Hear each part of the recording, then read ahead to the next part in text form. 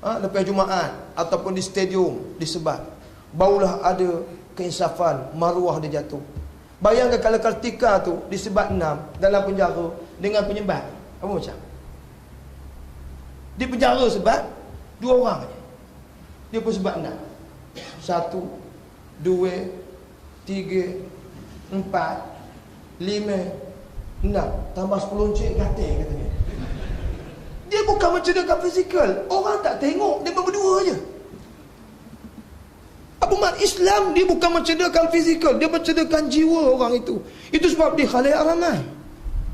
Bayangkan kalau orang jawatan besar lah, katakanlah wakil rakyat berzina, katakanlah contoh ya, wakil rakyat berzina, disebab dia khalayak ramai, orang tengok, walaupun disebab itu 100, dia tak rasa apa, tetapi malu tak tuan-tuan, orang ramai tengok. Pengundi dikutuk, ya Allah menyesal undi dia ni, kata berzina katanya. Gatem no, kata bini dah ada nak cari lain juga, kata orang kan. Menyesal aku makah dia, tobat tapang kodah, kata orang kan. Tak malu ke dia? Dia mendidik jiwa. Dia tak sefikir. Tapi hukuman sebat di sivil tuan-tuan, dia mencederakan fizikal. Sebat fizikal, kalau pergi demonstrasi, kami pergi penjara dulu, nengok pun dah takut tuan-tuan. Piak bunyi, ya Allah, nengok pun takut. Itu sebab kalau orang sebat mahkamah sivil ni, dia bukan 6 tu sekali 6. Sekali dulu mengelopeh putih ni, tercerit-cerit, terkencing, duduk terlarat, rakit, udah semua besok bawa sebat pula. Jadi dia mencederakan fizikal, tapi jiwa dia tak sedar. Walaupun dia dah kena sebat, keluar penjara, tahun depan masuk pula, air mikir lagi kata pada dia. Dia tak mendidik jiwa dia, mencederakan fizikal. Tapi hukum syariah ni, dia tak menfikir, tapi jiwa dia, maruah dia. Itu sebab mesti khalayak ramai. Jadi kalau ketika ni sebat 6, bukan dia khalayak ramai dalam penjara, apa makna itu? Sebab dia nak sangat tu. Sebab dia teman, tapi tu terojok dia kata. Teman tak sabar lagi tobat kata. Dia tahu dalam penjara ada apa. Ini masalah. Itu sebab dia kata, itu sebab Menteri pun suruh rayu, Syahrizat suruh rayu. Sebab dia makan menteri, bila rayuan besok, rayuan kata denda saja, tak sebat, habis. Tuan-tuan, dalam internet semalam keluar, peminum arak di Rusia. Di Rusia, siapa ketagih arak, dia bagi 400 upah untuk sebat dia. Sebab dia tahu dengan sebat itu, dia hilang ketagih arak. Di Rusia, bagi 400. Teman ketagih arak, you tolong sebat teman, kata ambil 400 katanya. 400 sebat. Sebab dengan sebatan itu, dia boleh tinggal ketagih arak. Jadi yang seokok pun sebat. Biasa sebat kan tuan-tuan, hilang seokok ni. Ya. Kita ni, itu sebab kita bagus pagi-pagi bangun ni, sahur ni bagus. Dia kalau pukul 3 tu sampai subuh tu, itulah oksigen yang paling berkualiti dia keluarkan. Itu sebab orang yang sambung malam tu sihat. Itu Cina pukul 3 pagi, 4 pagi dah bangun, pagi petaci kan. Dia tahu udara tu oksigen yang berkualiti. Pagi-pagi. Orang Melayu bangun pukul 4, pukul 5 tu. Tapi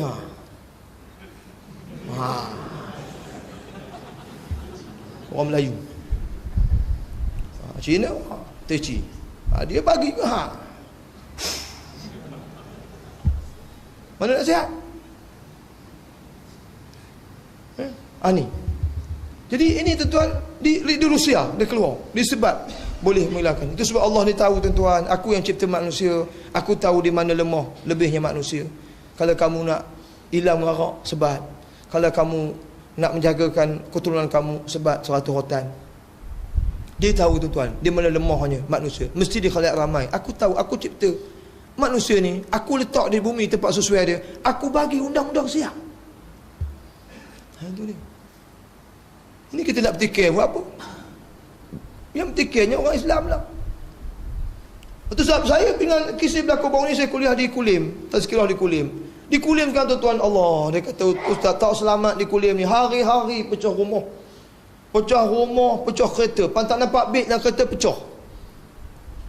Buka-buka beg telekung ambil itu pecah. Pantak, ya Allah, kata sebab situ tempat industri tuan-tuan. Hari ni banyak buang kerja. Ya, orang tua menyapu depan rumah tak selamat, tengok ada rantai. Tanya-tanya makcik buka rumah, ngap tariknya. Hari-hari dia kata, di Kulim sekarang ni. Itu sebab bagi saya, tuan-tuan yakinlah tuan-tuan, saya begitu optimis tuan-tuan. Bila berlaku sekarang ni buang kerja, berlaku jenayah banyak, mencuri rompak, bunuh orang tuan-tuan, tuan-tuan yakinlah yang kuasa ekonomi, duit banyak sekarang ni orang Cina. Tuan-tuan yakinlah tak lama sikit lagi orang Cina yang keluar mulut untuk laksanakan hukum hudud. Tuan-tuan percayalah. Saya begitu optimis. Orang Cina dah tahu sekarang ni dah. Tak main dah dengan kempen hudud-hudud, tak ada dah. Dia tahu, orang Cina dah kerti hudud ni untuk orang Islam, dia tahu dah. Main-main potong-potong tak ada dah. You ada percaya kah? Mana percaya ini sudah 12 kali pilihan raya. Kalau 12 kali potong saya mau tinggal apa? Dia kata tak ada apa punya, dia kata. Tak nak potong-potong ni bohongnya, dia kata. Dia tahu dah. Tak percaya tuan-tuan. Ini sudah berlaku di Johor Bahru. Bila berlaku jenayah yang banyak di Johor Bahru tuan-tuan. Johor Bahru ni kawan saya tu dah macam filem. Kerja 3-4 kereta, radio kerja penyelaya, helikopter atas. Hari-hari curi, rompak, bunuh. Sehingga kan polis hantar anggota tambahan, kereta tambahan.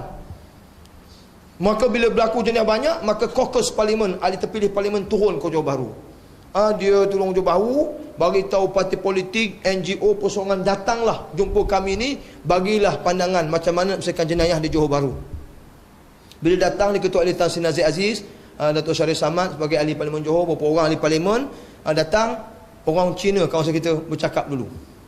Orang Cina kata, saya ni Tan Sri mau bagi pandangan sikit. Kalau mau selesai ni jenayah di Johor Bahru, panggil tu Tuan Guni Aziz jadi Menteri Besar Johor Bahru, dia kata. Baru boleh selesai itu hudud, mau laksana. Wallahi tuan-tuan, ni Cina cakap tuan-tuan. Dia akan Cina yang akan minta hukum hudud, bukan orang Melayu.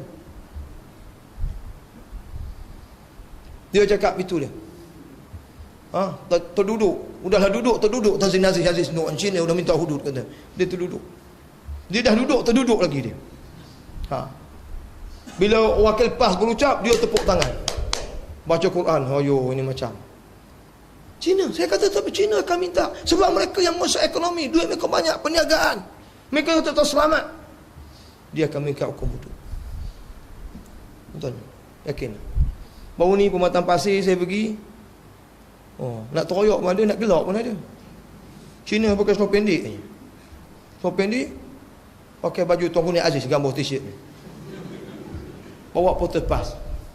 Undi ni masuk syurga. Ini neraka, dia kata. Allah, saya kata. Seluar pendek je tuan. Dia berhenti pantas ni syurga, dia kata. Hak ni neraka. La ilaha illallah. Di Bukit Kantang dulu, Sami Hindu tuan-tuan, pakai kuning ni baju ni. Saya lak kuning ni sini 3 salib ni. Umur 70 lebih, jumpa saya. Ustaz, saya umur 70 lebih, dia kata. Mau mati. Saya sokong ini PAS bukan pasal apa, kata. Mudah-mudahan saya mati sama Tok Guru, dia kata. Hindu, Sami Hindu tu, dia kata, dia mati sama Tok Guru, kata. Saya kata Allahu Akbar, orang bukan Islam ni begitu yakin dengan Islam kan. Mengapa orang Islam tak yakin-yakin dengan Islam ni? Dia pening buat tuan-tuan. Itulah tuan-tuan. Itu sebab pertama saya kata hari ni, itulah pelaksanaan Quran tak dapat kalau tanpa perjuangan dan jihad. Yang ketiga ni tuan-tuan, kita ingat bulan Ramadan ni turun ke Al-Quran. Ini jarang orang sebut Ramadan ni Al-Quran. Kita sambut nuzul Quran. Syahrul Ramadan alladzi unzila fihi al-Quran hudal linnas wa bayyinatin minal huda wal furqan. Pada bulan Quran, sebab apa disebutkan hudal linnas, Quran ni bagi petunjuk pada seluruh manusia. Wa bayyinatin minal huda, keterangan tentang petunjuk, wal furqan. Ini yang penting. Quran yang aku turun ni wal furqan. Kalau kamu baca Quran, kamu belajar Quran, mesti wal furqan. Kamu akan dapat beza.